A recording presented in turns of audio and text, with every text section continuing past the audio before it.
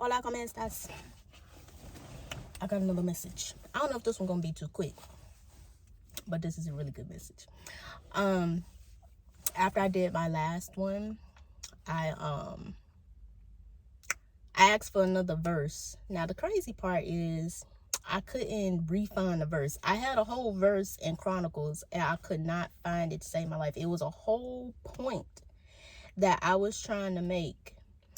And then I started researching again, like what could I talk about in Chronicles, because I knew it was something in Chronicles that I needed to talk about. And then I stumbled upon First Chronicles chapter 4 verse 9 through 10. Now this is hilarious that I stumbled upon this, because as I get into the message, this part of the Bible is about lineage. And then in this one little section, it talks about one person in particular. And then it goes back to name and lineage. Now, the funny part is name and lineage, but I'm not seeing who he's connected to. It's crazy because I'm not seeing who he's connected to, because, like, literally, the beginning of chapter 4, First Chronicles chapter 4, the sons of Judah, Pharez, Hezron, and Kamari, and Hur, and Shabal, and it just goes down the line. And then it gets to, and Jabez was more honorable in verse 9. But before that, it didn't name Jabez. After that, it didn't name Jabez. And I'm just like, how? So it's like, it makes me think of the saying, if you want to hide something from people, put it in a book.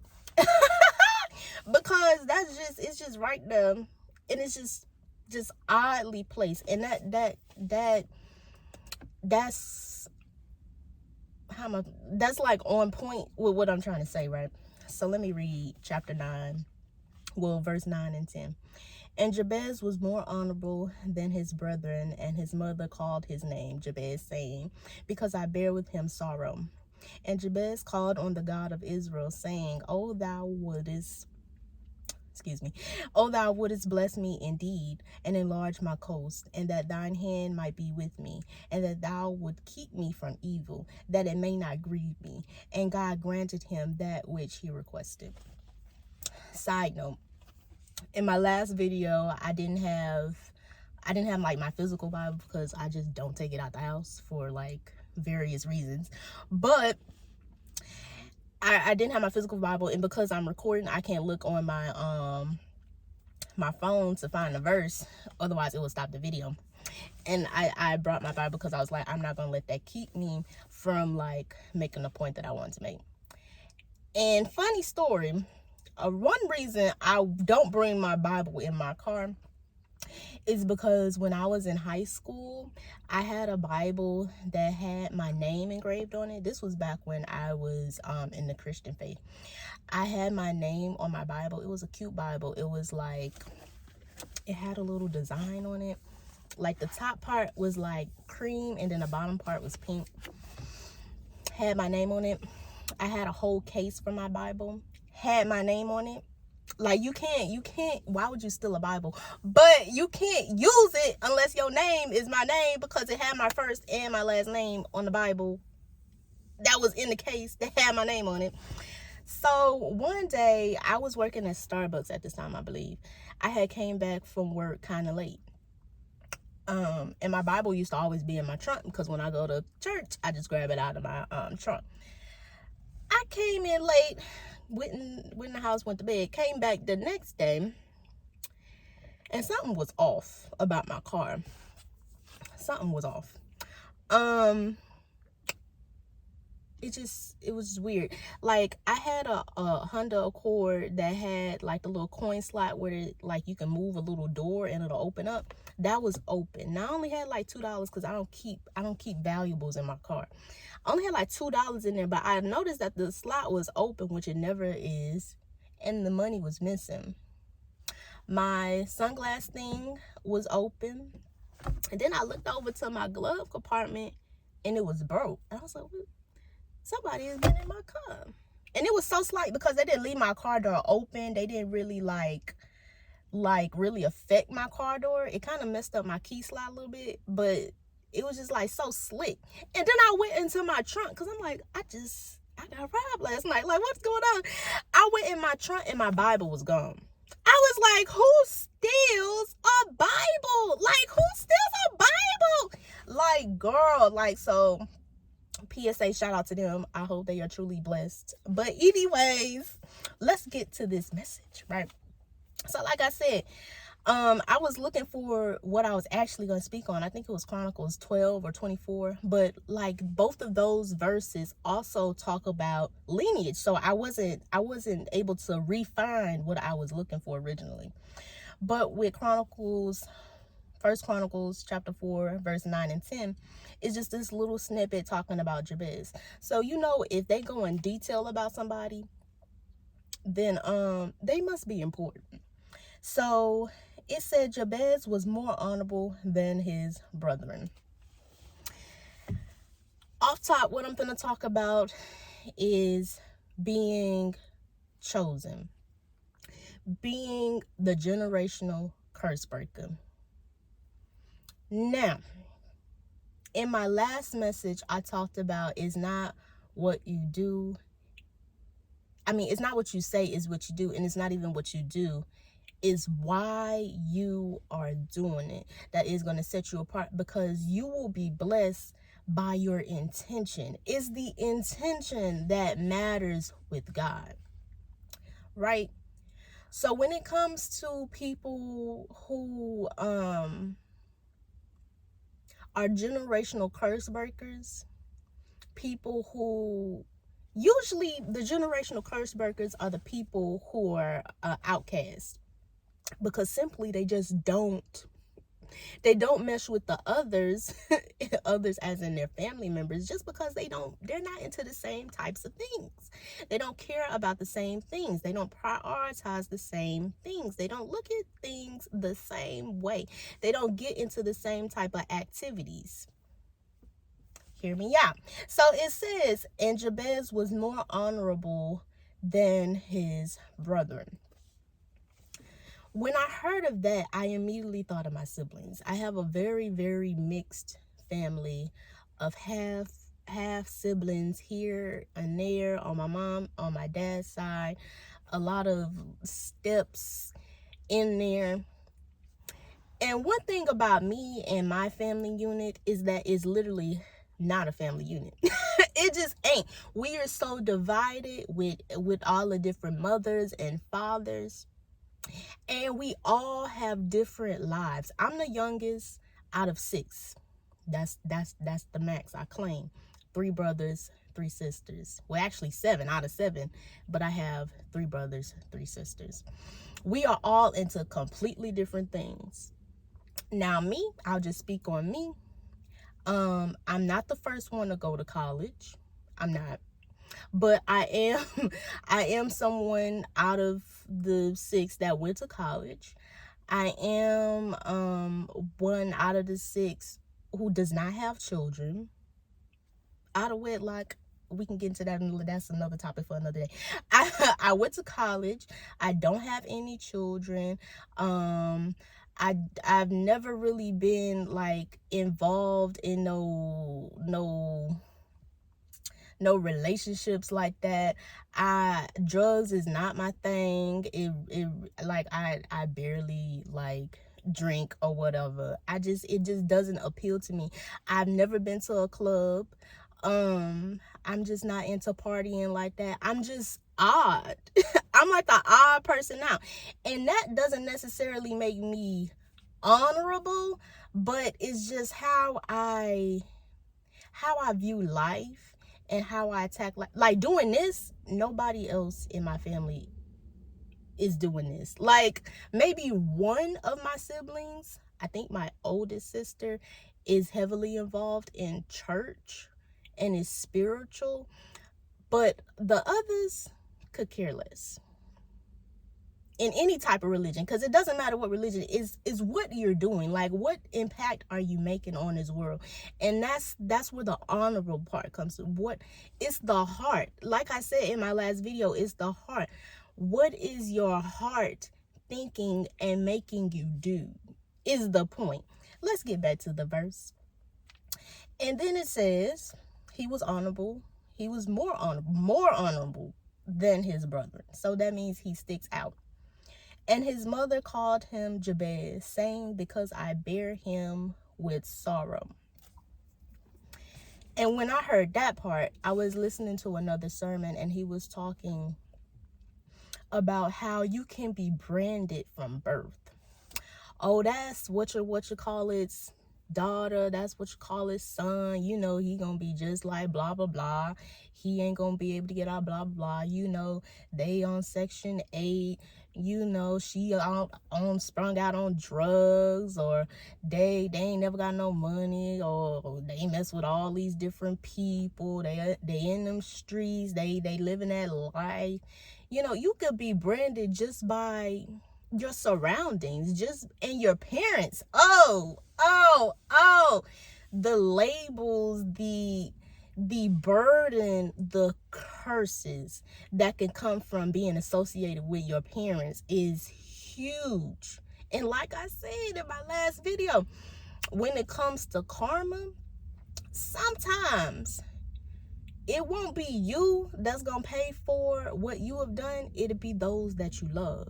And that comes with parents and their children. Sometimes it may not hit you, it may hit your child. Just by association, you're gonna get clapped. Like just by association, somebody would think that you will become this thing. You will live out this label. You will be just like your parents. Don't black women love saying you look just like your daddy. And unfortunately, I do look just like my father. You look just like your daddy. You act just like your mama. You gonna be just like your mom. You just gonna be just like your dad. Like, dang, I can't have my own identity. I can't have my own identity. Like, geesh. So she named him Pain. Imagine somebody naming you Pain.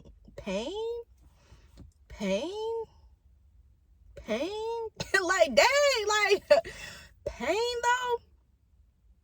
And I believe words are very, very, very powerful. And you can manifest whatever you put your attention to, whatever you keep repeating verbally in your mind is going to come to pass. She named him Pain. Like, you already cursed him. You speaking over, you done already cursed him. Before his life even got started, you done already set him up for failure. That's crazy. And that's also another video for another day. How parents literally set their children up for failure. Name the child Pain. Continuing. And Jabez called out on the God of Israel, saying, oh, that thou wouldest bless me indeed. Not bless me a little bit, but bless me indeed. Like, I need you to pull out all the stops. For sure. Like, you know how we like to like say something double. Like, oh, that's you know, Charles, you know, that's hot. Like, girl, it's cold outside. It's cold. Like, I need you to bless me. Like, don't bless me. I need you to bless me. Like, I need you to give me something that I know only you were able to give me. And then he said, and enlarge my coast, and that thine hand might be with me, and that thou would keepest me from evil. So not only does he want the blessing, but he wants the guidance to be able to keep the blessing.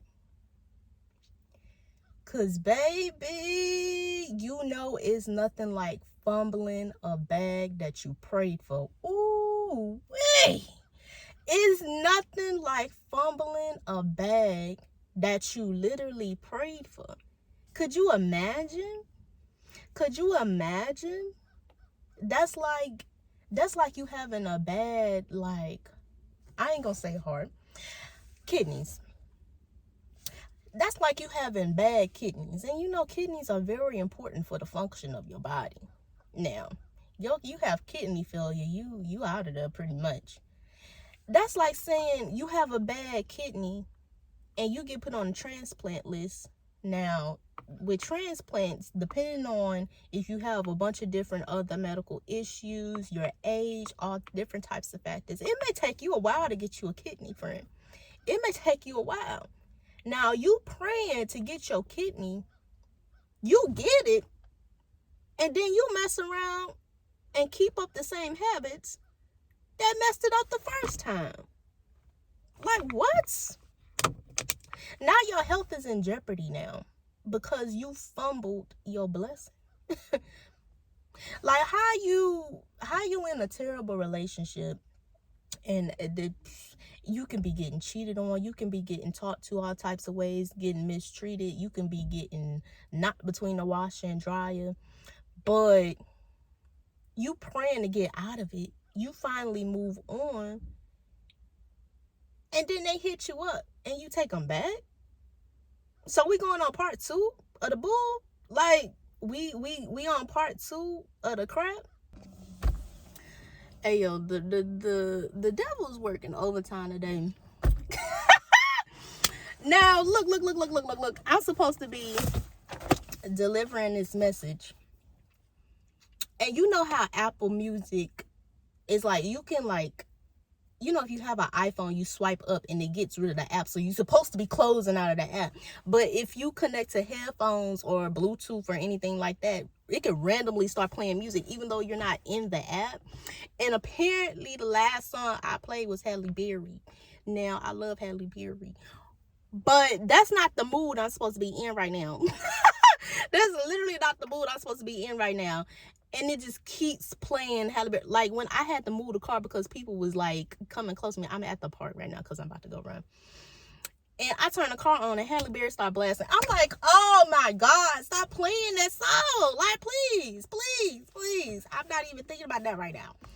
Anyways, like I was saying, it's nothing like fumbling something you prayed for. Like, how you get exactly what you've been asking for and you mess it up. Like, that is one of the worst things ever. So to avoid that, when you ask for something, ask for the wisdom to know how to handle it. In fact, you should actually ask for the wisdom to know how to handle it before you even really ask for it. Because if you get the wisdom right at the same time you get the thing, it's going to take you a little while to warm up first. So maybe you need to have a change of mindset first, a change of heart first, a change of priorities first, a change of habits first before you ask for the blessing. Otherwise, you'll get it. And maybe you won't even realize that you didn't got it. It'll be right in your face and you won't even realize it's right there. Or you'll get it and you'll fumble it. Like, imagine that. So Jabez, in his prayer, not only did he ask for me to bless me. I need you to bless me. Not just a little bit. I need you to bless me. Enlarge my territory, enlarge my coast, and that thine hand might be with me. I need your guidance. Have you ever been in a position where you needed guidance, where you needed God to tell me, well, I need you to do this, and then you need to do that. Then you need to call this person because they can handle this, and then they can handle that. Because it's one thing to have access, it's one thing to be in a room, but if you don't know how to work it, what's the point? If you don't know like what to do with it, what's the point? So he was asking not only for the blessing, but I need you to be with me in this blessing so that I know how to tend to this blessing. Also, he said, and keep me from evil. Now, in the sermon that I listened to, he pointed out that he said, keep me from evil, not keep the evil from me. Because the thing about humans, we all should be humans watching this. The thing about humans is that we have a tendency to just be how we've always been. So you can ask for this change in perspective and this blessing, but then you might get to a point where you start slipping backsliding to your old ways of thinking, to your old ways of speaking, to your old actions. And you need to keep yourself away from the evil. And let me give you a quick example. If you're a person, now I can't relate to this example, but if you're a person who has been an avid club hopper, goer, partaker, and you've been doing it for years, everybody know you at the clubs that you go to, multiple clubs, you are known. Bartenders know you, dude at the door know you. You know, you got your different friend groups at the different spots that you go to. The club owners might even know you because you spend so much time and money up in there that they gotta know you, right?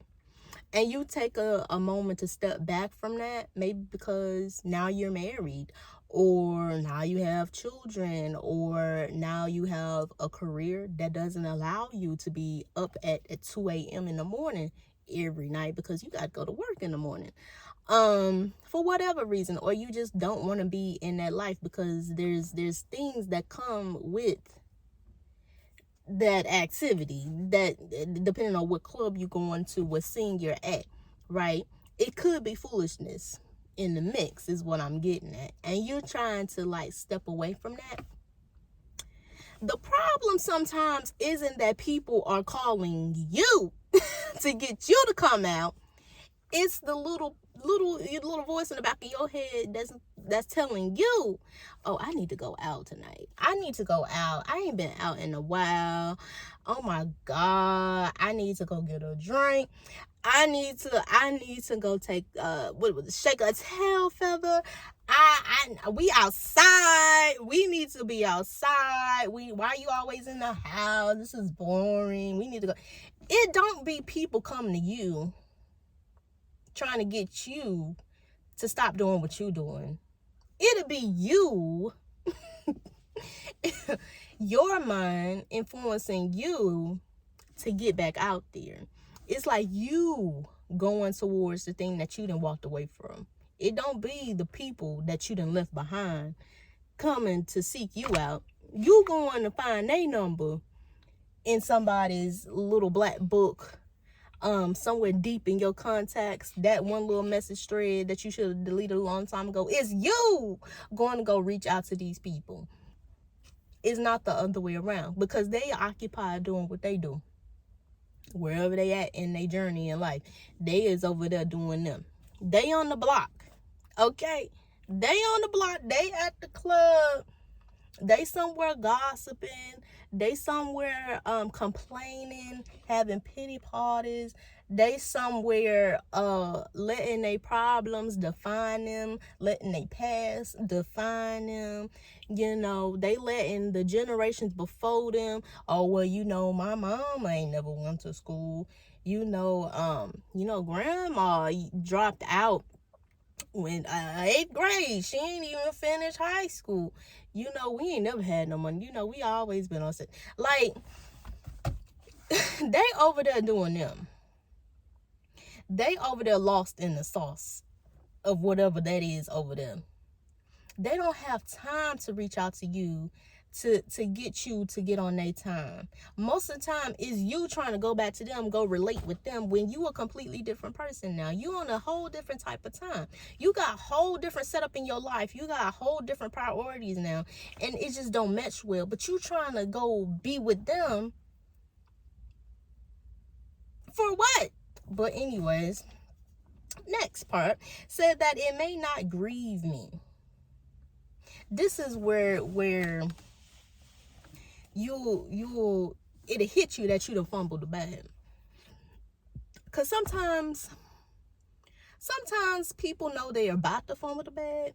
sometimes they realize it right when they done fumbled the bag, and sometimes they realize it right after. Well, not right after, but some time passed and you realize, oh, I done fumbled the bag. Oh, that really was a good man. That really was a good woman. I should have not done that. Or, oh, this is one of the best jobs I done had. I probably should have came to work on time. Or or I don't know, this was a great opportunity. I do not know why I treated them people like that. Like, sometimes you when it hits you that you done fumbled the bag, you gonna feel like, some people are prideful and they'll be like, nah, that wasn't even the best person, that wasn't even the best opportunity, that wasn't the most money I was making, I mean, that wasn't the most peace I done had, I don't know what you talking about, like, I can get that back. Never gets it back, but I can get that back. No, Pookie, you know, that was your meal ticket. That was your way out. That was your golden opportunity, and you messed it up. Some people are prideful, and then other people, they'll never get over it. They'll never get over it. I knew that was the one.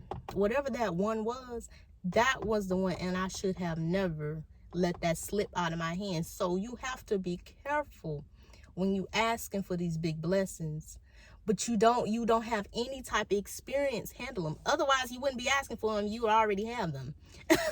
When you're asking for these blessings, ask for the wisdom to be able to care for them, to keep them going, and to even grow them in the future. But you have to know how to handle the little bit, so when you get that increase, because that's what he was asking for. He was asking for an increase. So when you get that increase, you know how to keep it. Because sometimes it's not about you getting the blessing. It's about you keeping it. Like, you can get the money, but if you don't know how to manage it, you ain't going to keep it. Like, it's plenty of people. People win the lottery all the time. Be balling out of control for about 30 days. They done bought a house. They done bought their mama and them a house, cousin and them a house, best friend a car. They done put somebody through school. And then about 30 days later, when the real bills start sending, because they didn't buy this stuff cash. when the real bills start hitting, they like, oop, I ain't got no money. Like off of Friday, was that next Friday? When they had bought the house and the cars and stuff, and the bill collector came up, and they was like, oh, I got about like $300, $500 left. Like, wasn't you just a millionaire, friend? What happened? Like, what? That's how you play yourself. Not knowing how to manage the blessings that you are presented with in life. It will have you worse off than when you didn't even have the blessings to begin with. It depends on how you play yourself. But anywho, and the last part, and God granted him that which he requested. So God gave him the blessing, the increase, because he blessed him. You know, he gave him the blessing, and then he gave him blessings for his blessing. And then he gave him the wisdom to be able to protect the blessing. And then he gave him the mindset to stay away from things that will come in between him and this blessing. Now, for generational curse breakers, because that's what I touched on at the very beginning. So when it comes to breaking curses and things like that, I can relate it back to my upbringing. Like I said, 3 brothers, 3 sisters. I'm definitely the black sheep of the family. If you don't know what a black sheep is, it's somebody who just stands out, but not like in a good way. As far as how people treat you, it's not in a good way. It's usually for a good thing, but it's not respected because everybody else don't have that certain quality that this person has. So people kind of like leave them out of things, or they don't choose to socialize with them as much as the other people in the group because they're just so different, right? When it comes to generational curse breakers, it's not for the faint of heart. Everybody can't do it. Because if everybody could do it, it wouldn't be a whole generational curse. It would just be like a little curse for one person. This is like, this is something that is so huge that is growing across aunties, uncles, grandmas, great grandmas, mom, dad, siblings, your children, they children, they children. It'll keep going and going and going until somebody says, pause. This is not the life that I want to live, and I'm not doing it. Point blank, period. So know that if you are a generational curse breaker, it's not going to be easy for you to do this. It's not going to be simple at all. I feel like I'm what's his name, Ray J, when his hat kept moving.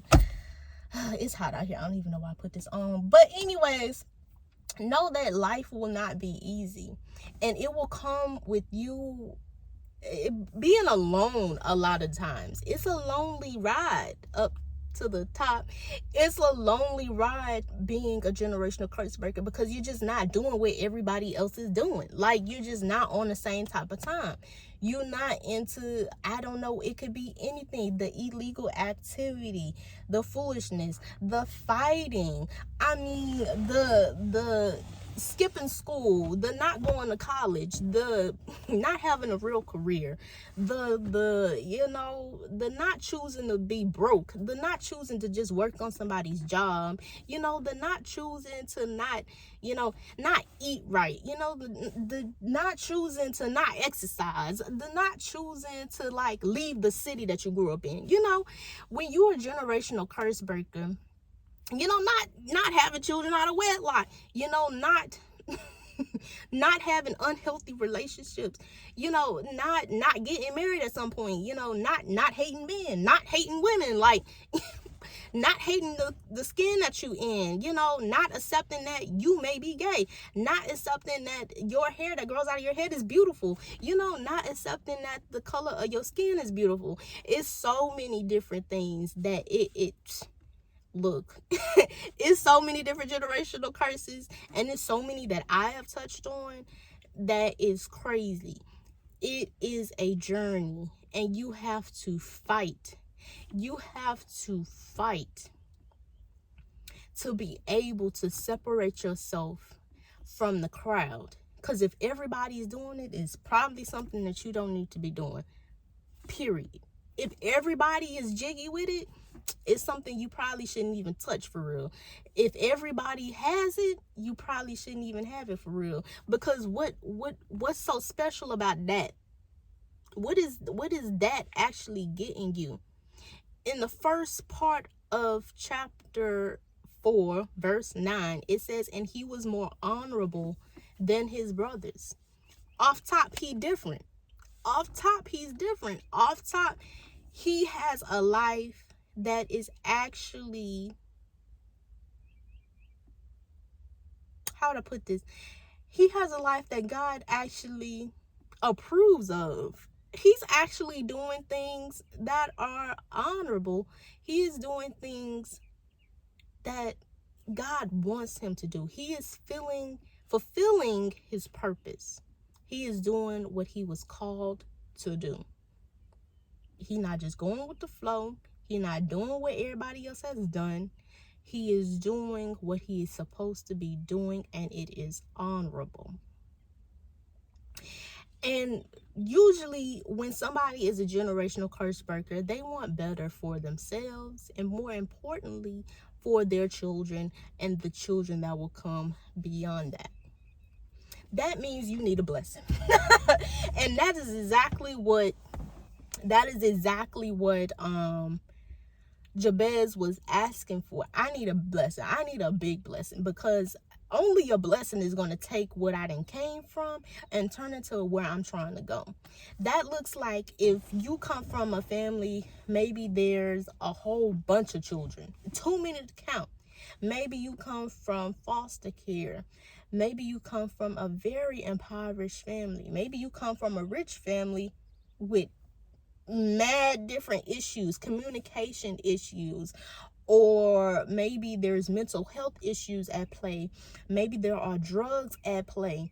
Like, there's a lot of different things that can prevent you from being your best self or fulfilling your purpose. When you want to come out of that, know that the moment you choose I want something else, you are immediately put into war. Because a curse is not, people say generational curses, but I don't think they really understand the magnitude of the word curse. This is something that has plagued your bloodline on purpose. It's not a happenstance. It's something put on your family on purpose. So when you're trying to reject that, it is a daily battle. It's a daily battle to separate yourself. You know, like, if you try to pull two magnets apart, it's like hard. Kind of like when you try to put the same poles together, that force, that repulsion is serious. It's serious to want to change your life from something that is just horrible, negative, just not worth living. It takes a lot of courage to, first of all, even proclaim that you want something different. Because that, like when I said, the moment that you choose that you want something different, you immediately at warfare. Because the people who is doing what you don't want to be doing, they gonna immediately be like, well, why you don't want to, you think you better, like, what makes you so different? Because you come from the same blood. You're gonna be hit with all types of stuff. You're gonna be hit with stuff from people who are connected to you familiarly, like your family, and then you're gonna get hit with people who know your family. Like, why you want to be, oh, she thinks she better, like, you know, they didn't always, so why she thinks she gonna be the first person to go to college? Why she thinks she gonna be the first person to not have kids in high school? Why does she think she gonna be the first person to get some money, get some notoriety, get some fame? Nobody from this city has ever even done nothing like that. Why she thinks she gonna be, girl, they gonna hit you with all types of stuff. You cannot let that stop you. You cannot let your family, you cannot let your community, you can't let your city, you can't even let your state stop you from being great. And when he asks for his blessing, he asks for a blessing, because not only do I need that thing, like that job, that house, that car, I need the blessing. I need the full package of the blessing. I need the down payment for the car. I need the tuition for the college, you know. I need to connect to the job interview, to do well on the job interview, to get the job. I also need the car to get to the job. I mean, I also need to go to college first so I can even be in the room to meet the people who will give me the connect to get the job. Like, you need the blessing, you need the whole package. Because if you gonna be completely different from what the rest of your family, what the rest of your friends have done or are doing, you're going to need guidance, and you're going to need a blessing on top of a blessing. It's just as simple as that. It really is just as simple as that. And the labels that you get just because you're connected to these people, like, I think about Slim Thug's song. I know this is gonna sound random, but Slim Thug's song, Church. He uses snippets, well, in the original, he used snippets of Joel Osteen's sermon. He was talking about, just because you're related to these people doesn't mean that you're connected to these people. God has a different assignment for your life. Point blank, period. Just because these people is your family don't mean they're your family. Like, just because they're your family doesn't mean you're indebted to them. That doesn't mean you have to stay in the same mindset as them. That doesn't mean you have to stay broke like them. That doesn't mean you have to stay with the diabetes and the heart disease and the the grout and the big ankles, and you got to stay in your hometown, in the country somewhere, little city. No, no. Just because y'all came from the same place, same household, same mama, same daddy, it does not matter. You do not owe them people to be just like them, to do what they do. Absolutely not. To give your attention to the same thing they give their attention to. You do not owe these people to not be great. Absolutely not. You do not owe these people to fulfill what they said that you would fulfill. That's also another topic for another day.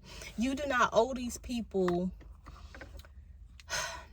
the satisfaction to be right about you, just because of where you come from, whose you are. You're God's, but your parents' child, or what you call his sister, or that's what you call his cousin, or that's what you call his right hand friend.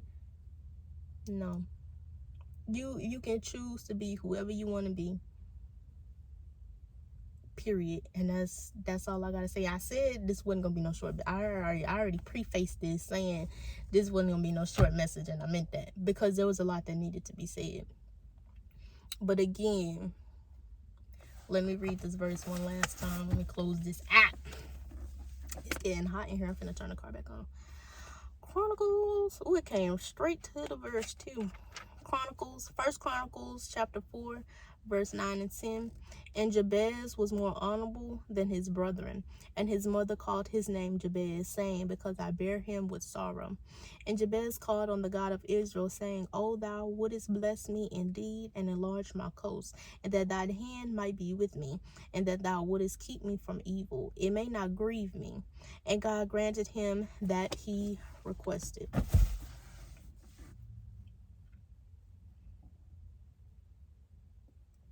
Now, you can take what I said with a grain of salt.